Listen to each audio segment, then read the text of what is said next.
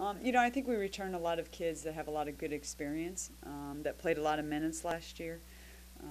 I think that they're being outstanding leaders for our incoming kids. So they're a fun group to be around. We've got some great seniors that, this is their last go around. They're leading us really, really well. And I think that's what it's all about, and I think you're always going to be as good as your seniors allow you to be and lead you to be. And we've got a good group. You're guard heavy. In this day of age of basketball, that's a nice problem to have. Yeah, we are.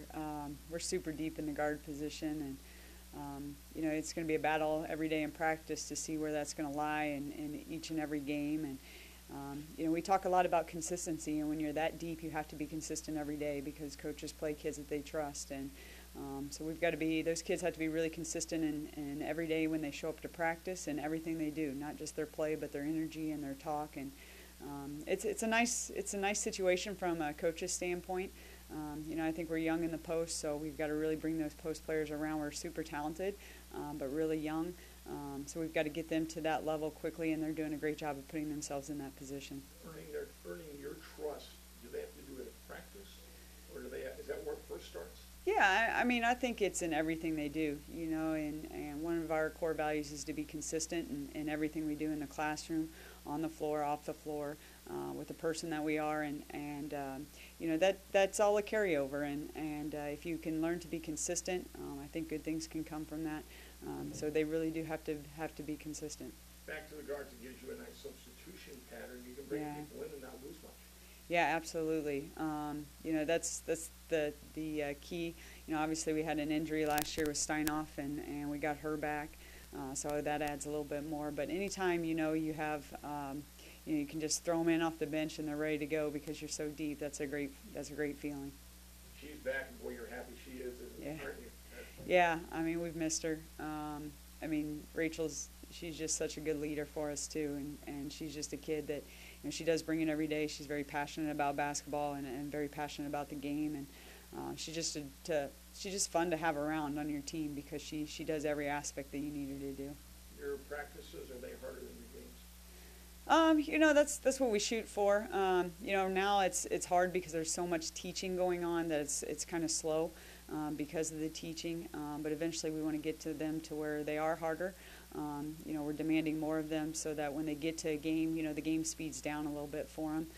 The game speed slows down a little bit for them, and they're ready to go out there and really just play. So hopefully so.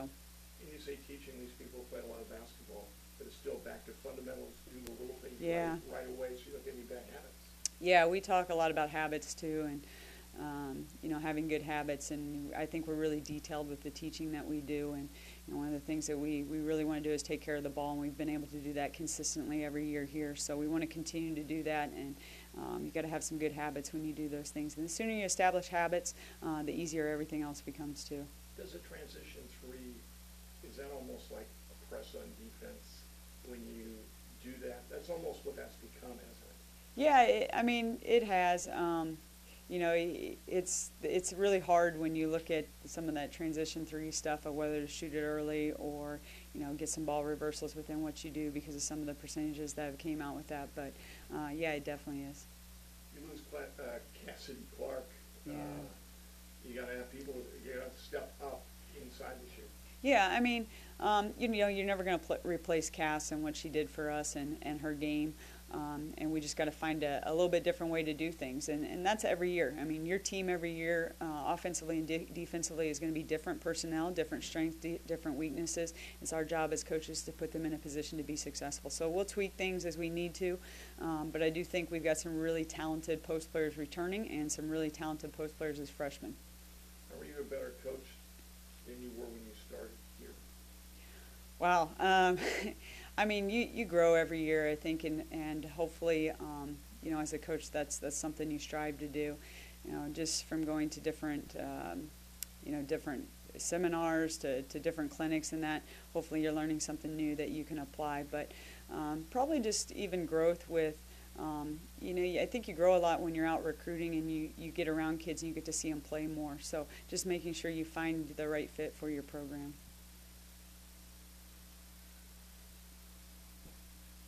How are your free throws going to be this year? Hopefully better. Uh, I mean, I hope so. I mean, we got to be better free throw wise. Sorry. Tell me about the new players coming in. Yeah, so we have 5 new kids, 5 really talented kids. I think overall it's our best class that we have brought in. And I was just telling Coach T and Coach B yesterday that it's the first group that has went through preseason testing for us, that everyone has passed everything as an incoming freshman. So I think that shows the growth in our program of where we want to be and where we want to head towards. So I think that's a great thing. But we're super talented. We've got 3 post players that we brought in and 2 guards, and the 2 guards are sisters. One's a D1 transfer. And so, they're doing great. They're taking it day by day, running their own race as we talk about, and really just working to get better. And they're definitely doing that. You won 15 last year. Can you get 20 this year? It's so early. It's so hard to predict anything. I do think Just 5 more, Coach. I think we're talented, but we got to stay healthy, and there's so many factors that go into that. We're just going to take it day by day and step by step, and see where that lends us. I know the answer to this. What came first, the chicken or the egg? Oh. What came first, the defense or the offense? Oh, for sure defense. Yeah, we were. You stress that. And Yeah. You stress that, but your players have bought in.